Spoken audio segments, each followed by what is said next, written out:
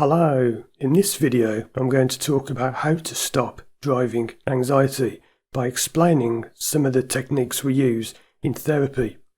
Over the last few years I've made many videos where I've told you about how the fear of driving comes from an event in your life. It's some kind of past problem and it's actually got nothing to do with driving. Driving is just the symptom.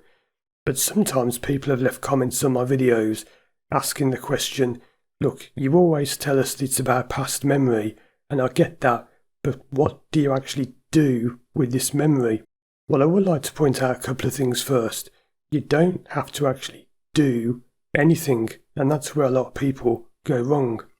If you try and do something with it, you'll often mess it up, because the main thing to do is find the memory in the first place, and if you do that properly, which takes a lot of practice to be able to do, then the problem actually releases itself.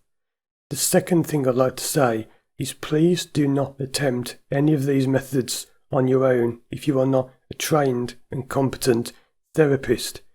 I'm only going to tell you what we actually do, not so much how we do it, because people who say, why can't you just fix this in a YouTube video? Why do I have to pay you? Why can't you just make a video and tell me how to get rid of it? Because what you're asking me to do is to train you to be a hypnotherapist in a 10-minute YouTube video. That is not going to happen. So please understand, it's not possible to just fix this on your own. You do need professional help. But let me tell you what we do in a session to overcome the fear of driving.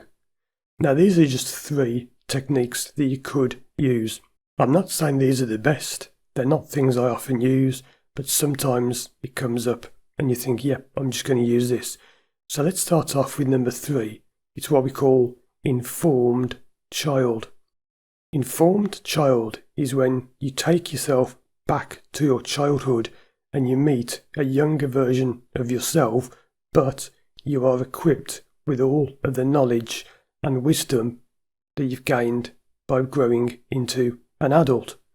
And what happens is you take somebody back to just before they've had the problem, or sometimes as the problem is beginning, and you have a conversation with yourself, which can sound quite strange, but you actually get to talk to the younger you. And this very often gets very emotional. Most people cry when you do this, which is a great sign because those tears are the problem. It's your driving anxiety coming out and releasing. The idea is that driving anxiety has nothing to do with driving. It's a repressed emotion. It's something from your past that got stuck. So a classic example is sometimes people have parents who never let them express emotion. They were told it's wrong to cry. Boys don't cry. Only wimps cry. So they held that emotion in.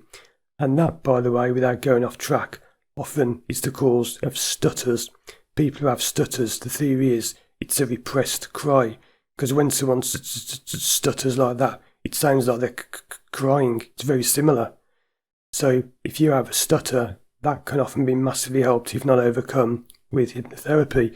And I've known cases where people have overcome stutters and they're just amazed because they can't believe it's gone, because they found the memory, they released the emotion that they weren't allowed to release back then, and the problem goes. And it sounds crazy, and I didn't believe this when I first heard this. I thought, nah, that's a load of rubbish.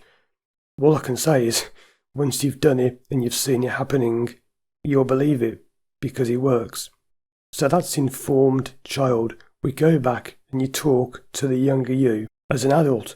Now again, this won't work if you just think, oh, well, I'm going to go back and I'm going to shut my eyes and I'm going to talk to the 5-year-old me. Hello, 5-year-old me. How are you? Oh, I'm fine. Oh, this doesn't work. Therapy doesn't work. No. Right, you haven't done a lot of things you need to do before you do this. You don't just do it. There's tons of stuff you need to learn over many, many years of training before you get to that stage. It's how you stop driving anxiety, but you do need to work with a professional to do it. Let's move on to number 2, rewriting history. This is often done after the informed child technique. So when someone has come back and they found a memory, you can simply ask them to rewrite it. So let's say that they were a child at school and it's sports day and they fell over in a big race and everyone was laughing at them. That's how driving anxiety can develop. Because think of the similarities. When you're driving on the road, there are lots of people around you watching you, or so you think.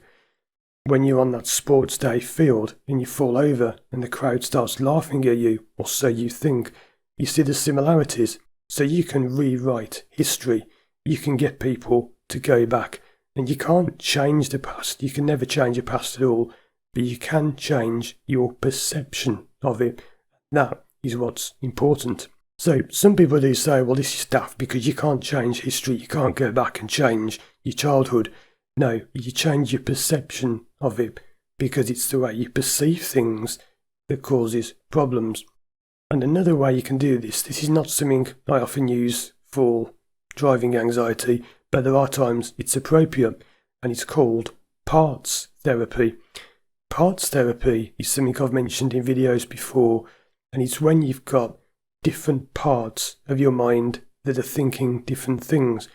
And the way to imagine it, it's a bit like walking into a meeting room, like a big boardroom with a big table and a desk and chairs, and you get to sit down and talk to different parts of your mind. So you can actually bring up the part that's got the problem, and you get to talk to your problem. And it's quite strange because many people have never thought of talking to their problem, and you'll be amazed what happens. I've had fantastic results by doing this. Again, it's something you need to study and train in. You're not just going to read a book for 20 minutes or watch a YouTube video and be able to do this.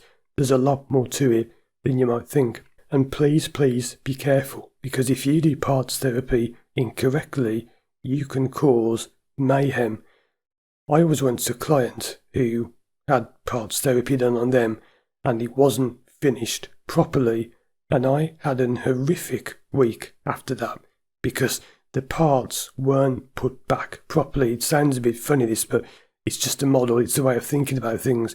You bring these different parts of you up, the part that's got the problem, the part that wants to get rid of it, and if you don't handle it properly and you don't put the parts back properly, you can really mess things up, because quite simply, you can aggravate the part. Now, sometimes people say, well, is this all just make-believe? Yes, that's the whole point. You see, the way you talk to your conscious mind is quite easy. You can just have thoughts and think, I need to go and buy some milk. I need to go and do this and that. Your subconscious mind does not work like that. You need to talk to it using imagination.